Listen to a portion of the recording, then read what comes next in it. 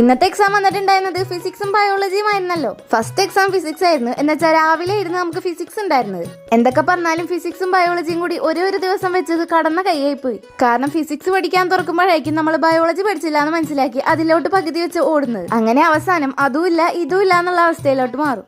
Physics എനിക്ക് വലിയ simple ആയിട്ട് തോന്നിയില്ല, ഹാർഡ് ആയിട്ട് തോന്നിയില്ല. എന്നുവെച്ചാൽ ഒരു ആവറേജ് പേപ്പർ ആയിരുന്നു. വൺ വേർഡിന്റെ ക്വസ്റ്റ്യൻസ് ഒക്കെ അത്യാവശ്യം നല്ലപോലെ ആൻസർ ചെയ്യാൻ പറ്റുന്ന പോലത്തെ ക്വസ്റ്റ്യൻസ് ഒക്കെ ആയിരുന്നു. ഈ ഫിസിക്സിലാണെങ്കിൽ എനിക്ക് ഏറ്റവും ഹാർഡ് ആയിട്ട് തോന്നിയിട്ടുള്ളതും എന്റെ ഫ്രണ്ട്സിനായാലും ആരായാലും പറയുന്ന ആ ഒരു ലാസ്റ്റത്തെ ക്വസ്റ്റ്യൻ ആണ്. ആ ലാസ്റ്റത്തെ ക്വസ്റ്റ്യന്റെ ബി സബ് ക്വസ്റ്റ്യന്റെ ആൻസർ ആർക്കും കിട്ടിയില്ല എന്നല്ല, ജസ്റ്റ് എന്തൊക്കെയോ എഴുതി വെച്ചിട്ടുണ്ട്. നിങ്ങൾക്കൊക്കെ എക്സാം ഹോളിൽ ഇരുന്നപ്പോ അതിന്റെ ആൻസർ വല്ലതും കത്തിയോ? വേറെ നല്ലതാ ഈ ഒരു ക്വസ്റ്റ്യൻ. ഓർ ക്വസ്റ്റ്യനിലെ എ അറിഞ്ഞൂടാന്ന് പറഞ്ഞ് ബി തപ്പാൻ പോയപ്പോ ബിയിലും അതേ തന്നെയാണ് കൊടുത്തേക്കുന്നത്. അപ്പൊ പിന്നെ ഉറപ്പായിട്ട് ആ ഒരു മാർക്ക് പോയി എന്നുള്ളത് സത്യമായിട്ട് മനസ്സിലാക്കി. ഞാനാണെങ്കിൽ അതിന്റെ ടീച്ചർ പറയുന്നതും കേട്ടിട്ടില്ല, ക്ലാസ്സിലും കണ്ടിട്ടില്ല.